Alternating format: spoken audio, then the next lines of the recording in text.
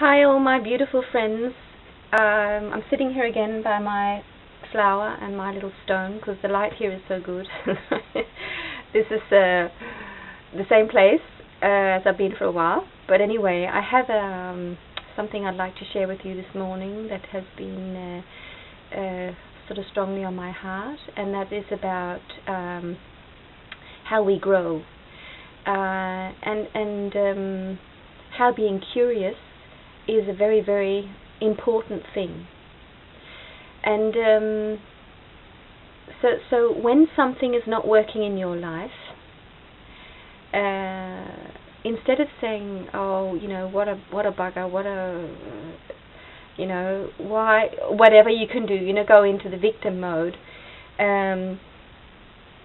it is very, very important that you ask the question, why? And as it says in the Bible, ask and you will be given. Knock on the door and the door will be open to you. Seek and you will find. And this, I think, is something that many, many people do not do. And of course it's being led by the Spirit, because the Spirit wants you to look, to look in the landscape of your life and keep noticing new things and growing. Because you don't, that's what the way the Lord created us and created life, is that we have to work things out ourselves. See, if every time we had a problem in our life, He would just have a book and open it and say, right, there you are, this is what you have to do. It would be like being a parent telling their child, oh, you've got this and this problem, you just have to do this and this and this, and you'll be right. And that's you can do that when they're very little, but you have to let them start to think themselves. And I think because of our culture, because of the way that we've, created this world, which is very, very sick. To just put it very bluntly, which it is, it's very sick. As Eckhart Tolle says, it's extreme madness. It's insanity. The world is one big insane energy thing that human beings have created, but it's so insane that we can't see it ourselves. And because the world is like this, many people have learned not to ask questions. They just more or less copy each other. They just see, oh, my neighbor lives like this and has this in this car, I want to have that too, I'll do the same thing. But this is not the way we're meant to live, and it's not intelligent. Because basically we're not meant to copy anyone. You can be inspired by someone and say, wow, what he has, I want to have. That looks good.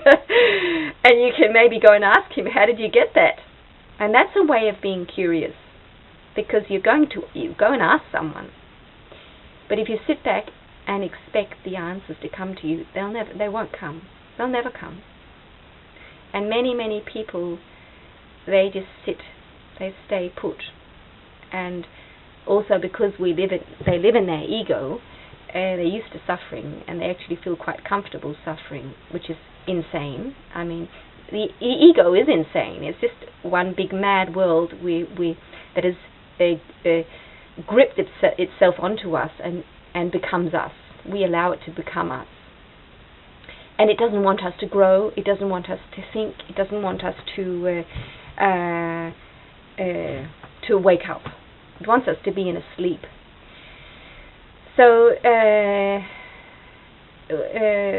I think this is just one way to put it, that whenever you have a problem in your life, if it's your health, ask yourself, what could this be?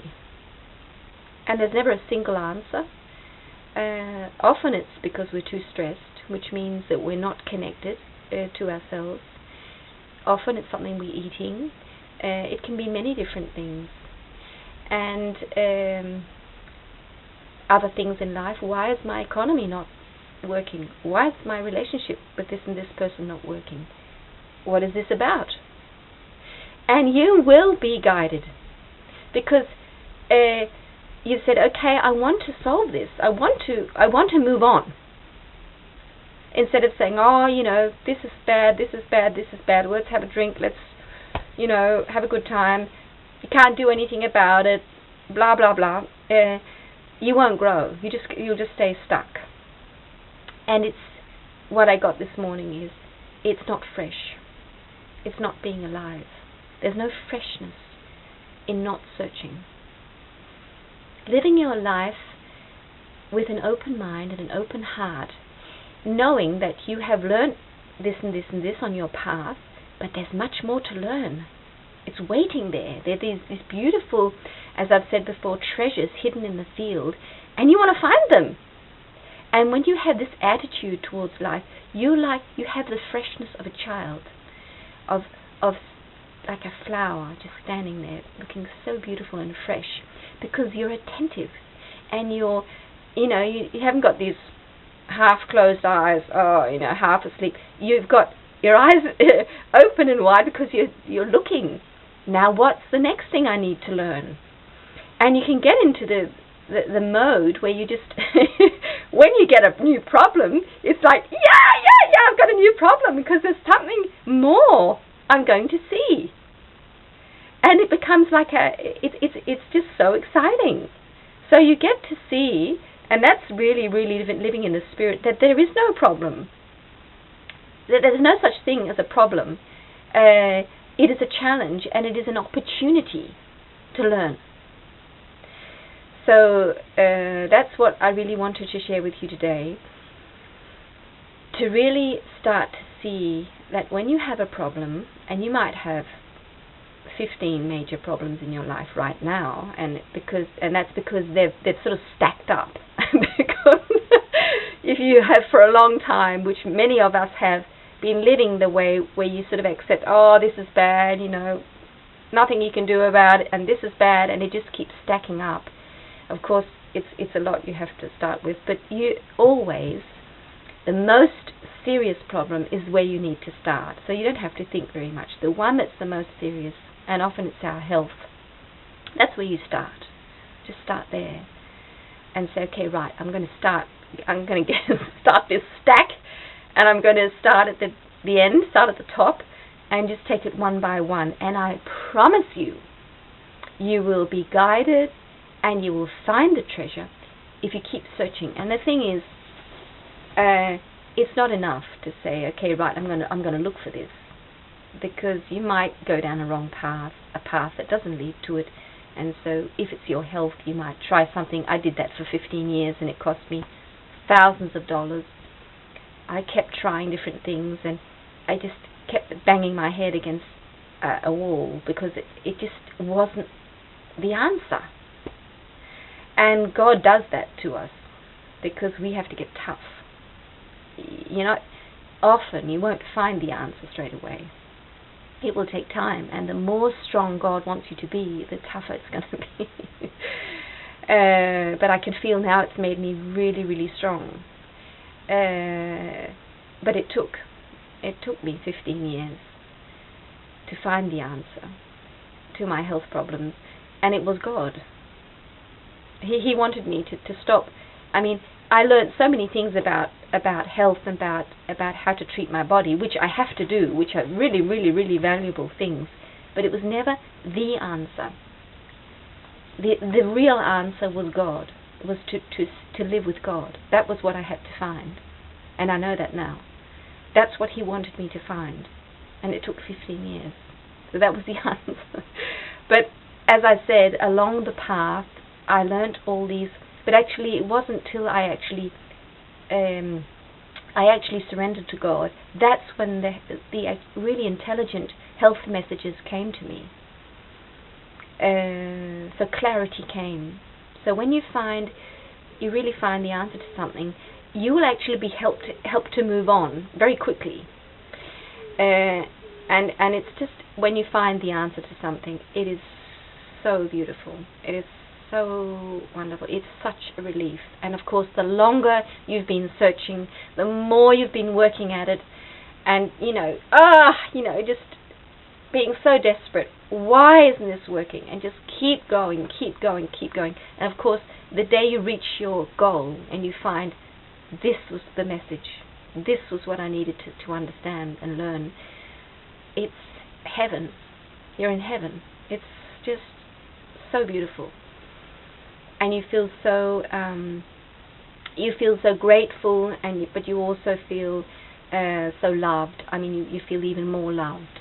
So being on this path, it is just really the spiritual path, there's nothing better.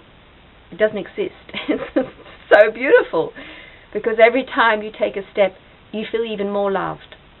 And can you wish for anything more beautiful, more just incredibly fantastic, to feel more loved and more capable? And we get to a point where we know that we feel we want to help others. So you actually will start to help others. And I know that we will become healers or helpers or supporters for others who need to heal. And then it just gets even more amazingly fantastic, because you're moving on and growing, and while you're actually helping others to grow. So it's going to spread it's just going to grow endlessly. So because when you help someone and you feel them moving on, you get their joy too. You feel so you get double joy. So it just grows so to something so great. But for most of us, we need to help ourselves first. And when we get to a point, we feel the calling to start to help others. And this has also been something I've just been thinking about the last few days, that if you feel you want to help someone, it can be a really, really good idea to just do a little thing for someone, especially if you're lonely. But you just have to be aware that you really are doing it from your heart. And it can be a tiny little thing, like finding an old person, or an old person who just would love to have a visit once in a while. Because I think that has helped me a lot. Because when you're not feeling the love flow from other people, you can actually just by giving the love to someone else, you feel the love. It just is very healing. And for many of us who are lonely, we can get very self-indulged, and it can get like become a negative spiral.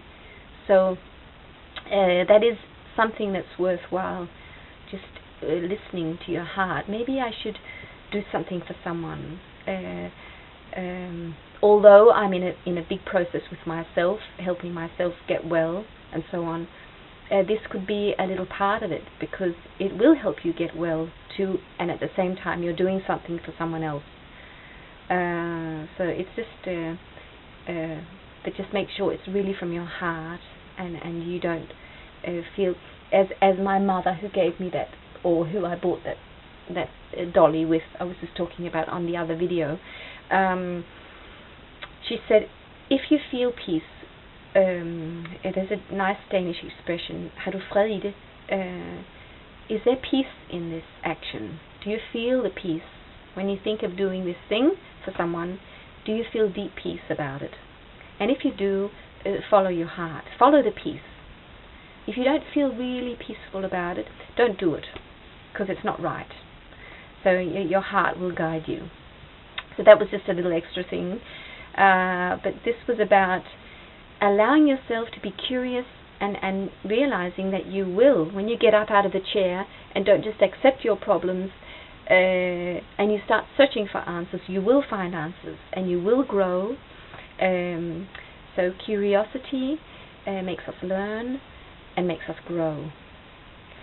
So that was just a little thing about that.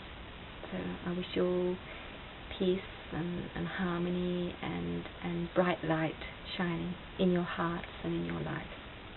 See you soon.